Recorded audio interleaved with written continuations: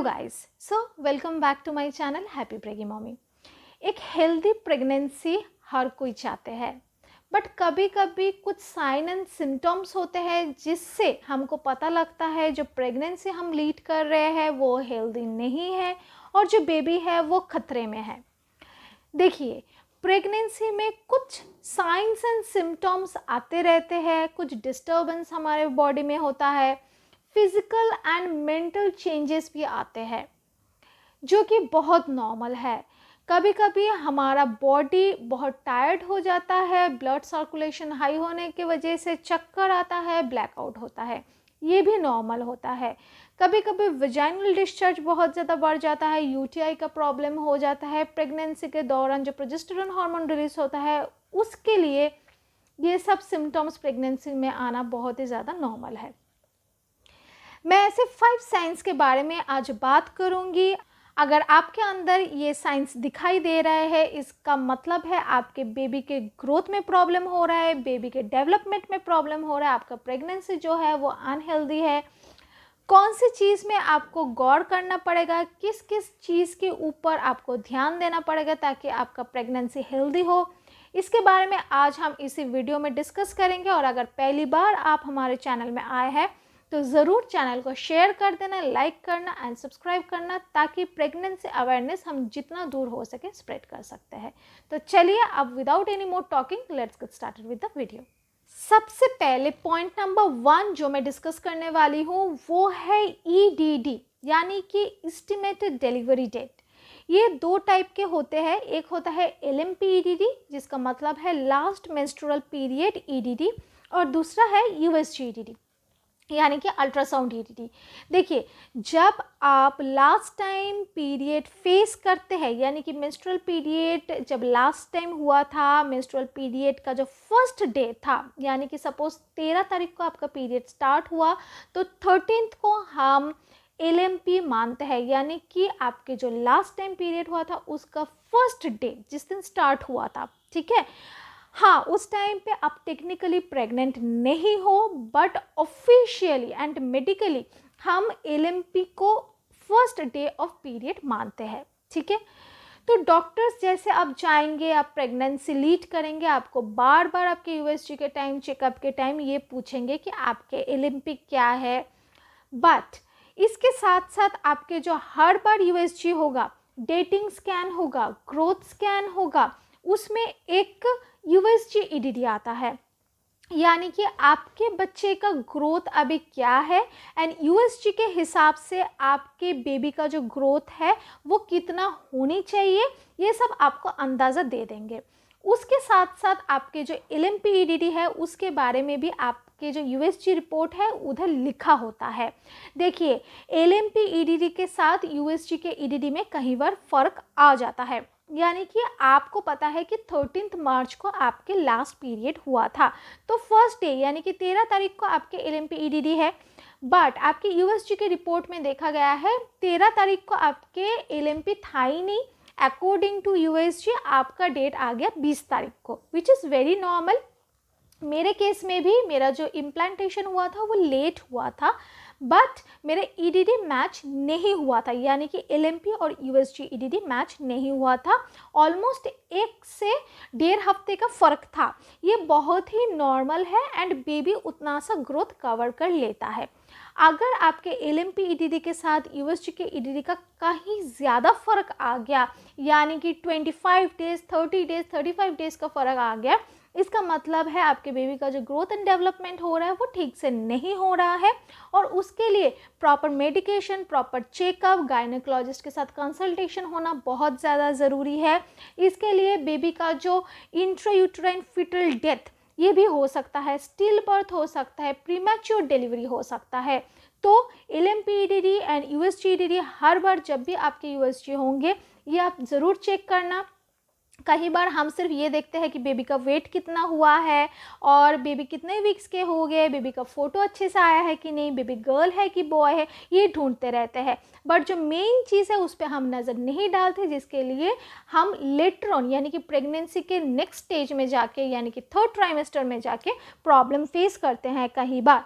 So please next time से जब भी आप यूएसजी करवाइए इस बात का ध्यान रखिए ताकि बेबी के ग्रोथ एंड डेवलपमेंट के बारे में आपको पूरा जानकारी हो। नेक्स्ट हम डिस्कस करेंगे point 2, that is amniotic fluid. Amniotic fluid यानी कि बच्चे के थैली में पानी होना बहुत ही ज़्यादा ज़रूरी है। बेबी यूट्रस के अंदर जब होता है उसको प्रोटेक्ट करता है ये एमनोटिक फ्लूइड। और कई बार अगर आपके बेबी बम्प में धक्का लग गया, आप गिर गए हो, किसी भी तरीके से इंजरी हो गया आपके स्टोमैक में, सो यही एमनोटिक फ्लूइड आपके बेबी को इंजरी से बचाते हैं। सो एमनोटिक फ्लूइड का प्रॉपर होना ज़रूरी है। बहुत ज़्यादा हो जाना या बहुत कम हो जाना बहुत ही ज़्यादा रिस्की होता है और इसको हम हाई रिस्क प्रेगनेंसी मानते हैं। मैक्सिमम टाइम यूएसजी में जो एमनोटिक फ्लूइड आता है मैक्सिमम टाइम वो लिखा होता है एडिक्वेट।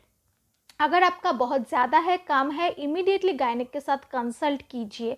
देखिए कई बार इसको डिटेक्ट करने का एक तरीका होता है। अगर आपके बेबी बम्प बहुत ही ज़्यादा कम है यानी कि आपको लग रहा है इस टाइम पे तो इतना बेबी बम्प होना चाहिए बट मेरा तो है ही नहीं, दिख ही नहीं रहा है, तो एमनोटिक फ्लूइड कम होना भी एक रीज़न हो सकता है। इसके लिए आपको ड्रिप चढ़ाना पड़ सकता है, डाइट चेंज करना पड़ सकता है, प्रोटीन डाइट, प्रोटीन ड्रिप देना भी ज़रूरी हो जाता है कई बार।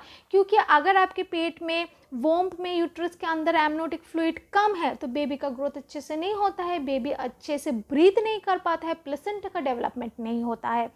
पुराने ज़माने में जब हमारे पास इतना मेडिकल साइंस नहीं था, इतना टेक्नोलॉजीज नहीं थे, तो जो दाई माँ होते थे, मिडवाइफ्स होते थे, तो वो बेबी बम्प को देखकर पता लगाते थे कि एमनोटिक फ्लूइड अच्छे से ग्रो हो रहा है कि नहीं हो रहा है। तो इस बात पे ज़रूर आप लोग ध्यान देना। और अगर आप लोग ऐसे प्रॉब्लम में नहीं पड़ना चाहते हैं तो बहुत ही ज़्यादा बॉडी को हाइड्रेशन रखना, हाइड्रेटेड रखना ज़रूरी है, हाइड्रेशन लेवल मेंटेन करना ज़रूरी है और उसके लिए कोकोनट वाटर बहुत ही अच्छे से काम करता है। तो रोज़ प्रेगनेंसी में एक कोकोनट वाटर आप लोग ज़रूर लीजिए। कई बार मुझे इंस्टाग्राम में मैसेज करते हो आप लोग कि ठंडा में अगर हम कोकोनट वाटर पियेंगे तो हमको ठंड तो नहीं लग जाएगी। बिल्कुल भी नहीं, मॉर्निंग में कोकोनट वाटर पीना प्रेगनेंसी में बहुत इंपॉर्टेंट है। ये सिर्फ एमनोटिक फ्लूइड को तो कंट्रोल नहीं करता है, उसके साथ साथ आपके जो यूटीआई का प्रॉब्लम है, वजाइनल रेडनेस, स्वेलिंग, इन्फेक्शन, इन सब से भी आपको बचा के रखता है। प्रीमैच्योर डिलीवरी से भी आपको बचा के रखता है। सो प्लीज़ एमनोटिक फ्लूइड के ऊपर ध्यान देना और जितने बार आपको यूएसजी होगा एमनोटिक फ्लूइड एडिक्वेट है कि नहीं इस पे थोड़ा सा नज़र रखना ज़रूरी है। आप आएंगे हम पॉइंट नंबर 3 पे, दैट इज़ बेबी बम्प। बहुत सारे कन्फ्यूजन्स एंड क्वेश्चंस होता है बेबी बम्प को लेके। कोई बोलते हैं मेरे फ्रेंड का बेबी बम्प बहुत ज़्यादा है, मेरा कम क्यों है, मेरा ज़्यादा है इसका कम क्यों है। देखिए बेबी बम्प बड़ा होगा या छोटा होगा, कितना जल्दी डेवलप होगा, ये आपके हेल्थ के ऊपर भी डिपेंड करता है। जो बहुत ही पतले होते हैं, छोटे होते हैं हाइट में, उसके बेबी बम्प बहुत जल्दी दिखने को मिलता है। जो थोड़ा सा हेल्दी होते हैं उसका बेबी बम्प थोड़ा लेट दिखने को मिलता है, ठीक है, क्योंकि फैट्स एंड मसल्स बहुत ज़्यादा हो जाता है बॉडी में तो बेबी बम्प इतना शो नहीं होता है। ये बहुत ही नॉर्मल बात है। बट हर बार जब आप चेकअप पे जाओगे डॉक्टर के पास, डॉक्टर आपके स्टोमैक को एग्जामिन करता है और चेकअप के टाइम डॉक्टर मेनली जो चेक करता है वो है आपका फंडल एरिया, दैट इज़ आपका बेबी बम्प कहाँ तक होनी चाहिए, यूट्रस कितना एक्सपैंड हुआ है, ये डॉक्टर समझ जाते हैं चेकअप करने के टाइम। सो अगर आपके फंडल एरिया कम है यानी कि बेबी बम्प डेवलप तो हुआ ही नहीं है एंड कोई हाथ लगा कर देख रहे हैं कि आपका फंडल एरिया कम है एंड रिव्यू दे रहा है चेकअप के बाद, एग्जामिन करने के बाद कि आपका बेबी बम्प छोटा है और फंडल एरिया से थोड़ा कम है, तो इस बारे में भी स्टेप लेना ज़रूरी है एंड ये बहुत ही रिस्की हो सकता है बेबी के ग्रोथ एंड डेवलपमेंट के लिए। नेक्स्ट आते हैं पॉइंट नंबर 4 पे, दैट इज़ वेट। प्रेगनेंसी में फर्स्ट के जो 3 महीना होता है उसमें वेट मैक्सिमम टाइम इंक्रीज़ नहीं होता है। मेरे केस में भी वेट बिल्कुल भी इंक्रीज़ नहीं हुआ था क्योंकि पहले के जो 3 महीना होता है यानी कि फर्स्ट ट्राइमेस्टर में काफ़ी ज़्यादा हेल्थ इश्यूज़ रहता है।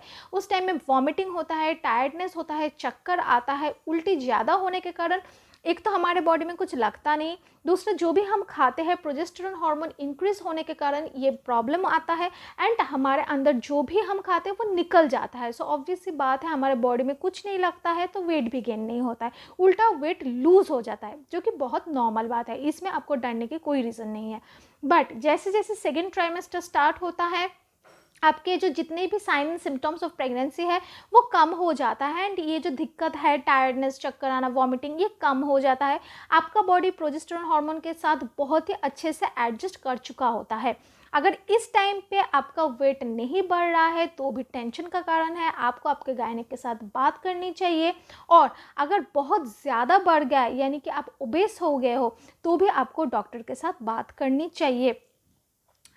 प्रेगनेंसी के सेकेंड ट्राइमेस्टर में हम मानते हैं कि हर महीना 1 से 1.5 किलो अगर बढ़ रहे हैं आपका वेट तो बहुत ही अच्छा है। अगर उससे कम हो रहा है या ज़्यादा हो रहा है तो आपको आपके जो भी गायनेक है उसके साथ बात करनी चाहिए, एंड आपके जो पीडियाट्रिक्स है उनके साथ भी बात करनी चाहिए। कई बार इसके कारण जो बेबी के हेल्थ होता है ये अफेक्ट हो जाता है, क्योंकि मैल न्यूट्रिशन के कारण बेबी के जो डेवलपमेंट होता है ऑर्गन्स का वो बहुत ही स्लो होता है, और कई बार बहुत ज़्यादा वेट हो जाने के कारण भी बेबी के ग्रोथ एंड डेवलपमेंट में दिक्कत होता है। एमनियोटिक फ्लूइड का जो भी इंक्रीमेंट होता है वो बहुत ज़्यादा हो जाता है, हाई रिस्क प्रेगनेंसी हो जाता है, प्री मैच्योर डिलीवरी होने का चांस रहता है। तो ज़रूर इस बारे में ध्यान रखना ताकि आपके वेट अमाउंट में रहे, और गायनिक के साथ ज़रूर आपके जो डाइट चार्ट है जो प्रेगनेंसी में आपको फॉलो करनी चाहिए आपके हाइट एंड वेट के अकॉर्डिंग, वो ज़रूर करना ताकि आपकी प्रेगनेंसी हेल्दी रहे। Fifth and last point is BP, sugar and thyroid. ये तीनों चीज़ बहुत ही खतरनाक होता है प्रेगनेंसी के लिए।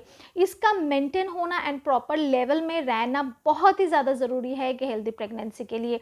जो लोग बहुत ही ज़्यादा हाई डायबिटीज़ के साथ, थायराइड के साथ, शुगर के साथ एंड हाई या लो बीपी के साथ डील करते हैं, उनका प्रेगनेंसी जल्दी से आते भी नहीं है, और अगर आ गया तो या तो प्री मैच्योर होता है, नहीं तो मिसकैरेज हो जाता है। तो ज़रूर आप लोग अपना CBC जब करवाओगे ये शुगर यानी कि diabetes, thyroid and BP check करवाना, ताकि पहले दिन से ही पता लगे कि आपके अंदर किसी चीज़ की कमी है या कोई भी चीज़ एक्स्ट्रा है। मेरे केस में मुझे पता भी नहीं था कि मुझे थायराइड है। जब मैंने ब्लड टेस्ट करवाई थी तो मुझे पता चला था T4, T3 एंड TSH में कि मेरा थायराइड बहुत ज़्यादा है, एंड एक्चुअली इसका जो प्रॉब्लम होता है फ्लक्चुएट होने के कारण वो है प्री मैच्योर डिलीवरी, एंड मेरे साथ वही हुआ था। All through out the pregnancy I was doing very healthy and my baby also took birth very healthily, but जो प्रॉब्लम मुझे हुआ था वो है प्री मैच्योर डिलीवरी हो गया था। मेरे को 40 वीक्स में तो हुआ ही नहीं था, इनफैक्ट मेरा 36 वीक्स में हो गया था, एंड मेरा वाटर ब्रेक हो गया था जो मैं बिल्कुल भी एक्सपेक्ट नहीं की थी कि इतना जल्दी हो जाएगा। And also I tried for normal delivery a lot, जो कि बिल्कुल भी नहीं हो पाया क्योंकि सब कुछ बहुत ही जल्दी से हो गया था, एंड मेरे पानी का थैली भी टूट गया था। सो मैं आप लोगों को ये बताऊँगी कि रेगुलर डॉक्टर के पास आप लोग जाइए, रेगुलर चेकअप कीजिए, रेगुलर USG कीजिए। कई बार लोग एनोमली स्कैन नहीं करते हैं जिसको हम टीफा स्कैन बोलते हैं, ग्रोथ स्कैन नहीं करते हैं, बस स्टार्टिंग के फर्स्ट ट्राइमेस्टर, सेकेंड ट्राइमेस्टर और थर्ड ट्राइमेस्टर में एक USG करवा के छोड़ देते हैं, जो कि आपके लिए और आपके बेबी के लिए सच्ची में बहुत ही ज़्यादा हानिकारक है। तो ऐसा आप लोग मत कीजिए। और एक टिप मैं आप लोगों को देना चाहती हूँ, प्रेगनेंसी को अच्छे से लीड करने के लिए और ये जो BP, डायबिटीज़, थायराइड का जो प्रॉब्लम है इसको लेवल में रखने के लिए बहुत ही अच्छा होम्योपैथिक दवाई मिलता है, वो आप लोग ले सकते हैं। कई बार ये मिसकंसेप्शन होता है कि प्रेगनेंसी में तो हम एलोपैथिक मेडिसिन लेते हैं, उसके साथ अगर हम होम्योपैथिक लेंगे क्या ये काम करेगा? ज़रूर काम करेगा, और आपके ये जो BP, शुगर, डायबिटीज़ का जो थायराइड का प्रॉब्लम है इसको भी मेंटेन रखते हैं। तो अगर आपको ऐसा कोई प्रॉब्लम है, आप एलोपैथिक मेडिसिन ले रहे हैं, उसके साथ आप होम्योपैथिक ट्राई कर सकते हैं, यह आपको बहुत ही अच्छा रिजल्ट देगा। सो ये 5 चीज़ आपको दिमाग में रखना है बेबी के प्रॉपर ग्रोथ एंड डेवलपमेंट के बारे में। और अगर ऐसा कोई भी आपको डेंजर साइन मिल रहा है तो ज़रूर आप अपने गायनिक के साथ कंसल्ट कीजिए डे 1 पे, ताकि आपका बेबी हेल्दीली ग्रो करे एंड अच्छे से बर्थ ले, प्रीमैच्योर डिलीवरी ना हो और कोई भी इंट्रा ऑटोरेन फीटल डिमाइस ना हो, ना कि स्टिल बर्थ हो। मिलते हैं नेक्स्ट वीडियो पे नेक्स्ट किसी इंटरेस्टिंग टॉपिक के साथ। अगर हमारा वीडियो अच्छा लगता है तो आप लोगों को पता ही है इसको शेयर करना है, ताकि प्रेगनेंसी का जो अवेयरनेस है वो हम दूर दूर तक शेयर कर पाए एंड हर वुमेन को अवेयर कर पाए। टिल देन सारे अच्छे से रहिए। Happy pregnancy.